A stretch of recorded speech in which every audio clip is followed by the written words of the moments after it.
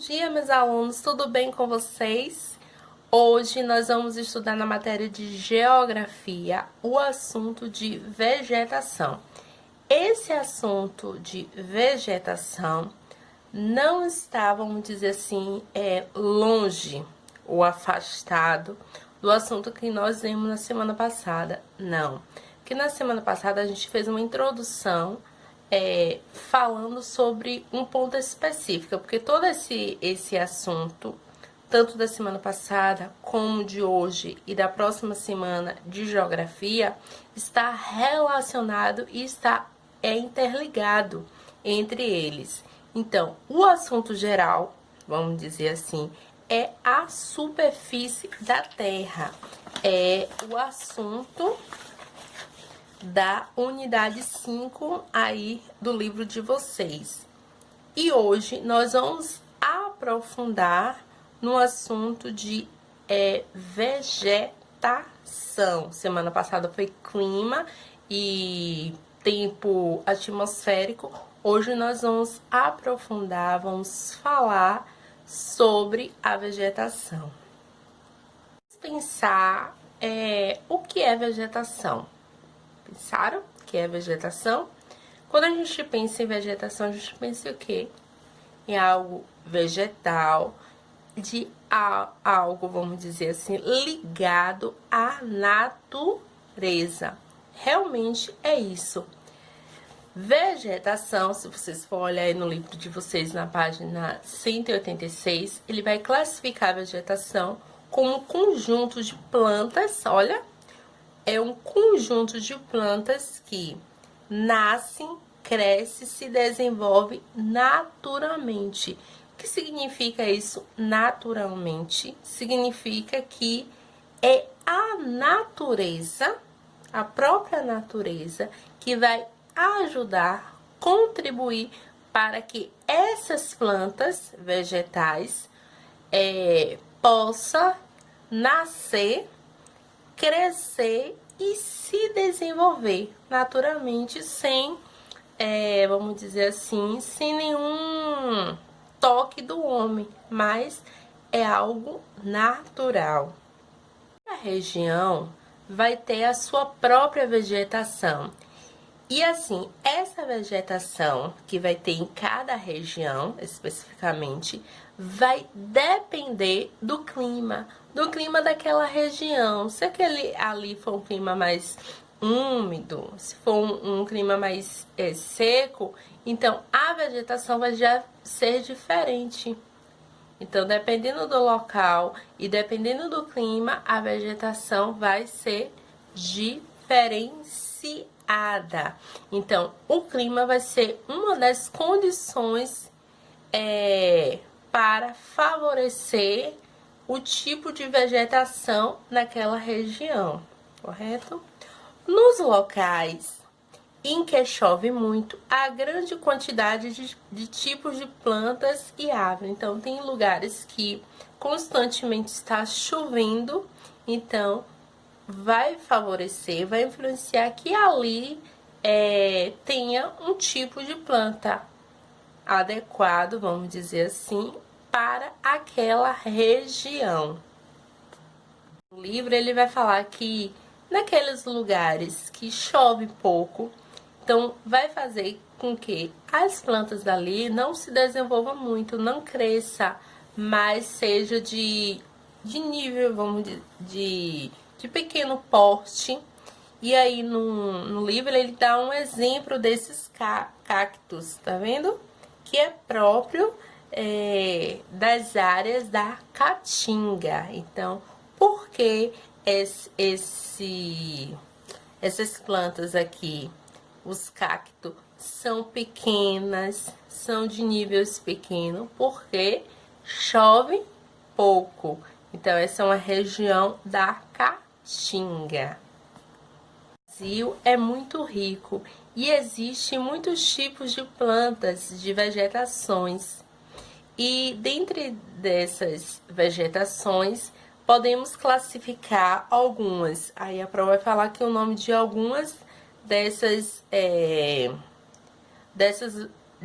vegetações, como o cerrado, caatinga, o manguezal, o campo, a floresta ou a mata, o pantanal e os costeiros ou vegetação de restinga. Tá vendo? Aí vocês podem observar nesse mapa a vegetação nativa do Brasil. Tá vendo? Aí tem as cores e vocês podem olhar aí do lado o nome dessas vegetações nativas e aonde está presente, qual é o estado que tem mais. Se vocês perceberem aí, tem aí na floresta amazônica,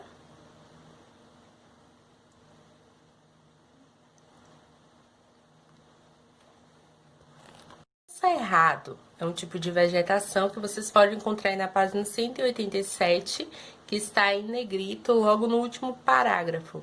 Então, o cerrado se encontra, são árvores pequenas, baixas, de troncos retorcidos, que crescem uma afastada da outra e é própria dos locais quentes, semiáridos ou semisseco. Então, nessas regiões que é seca, úmidas, então vocês vão se encontrar. Então, são árvores pequenas,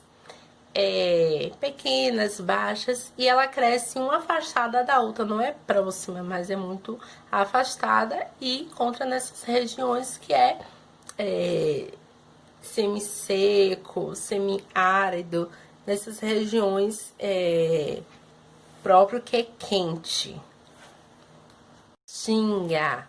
Então, a caatinga é formada por plantas com espinhos e folhas grossas que guarda dentro delas, assim, muita água, como o cacto mesmo.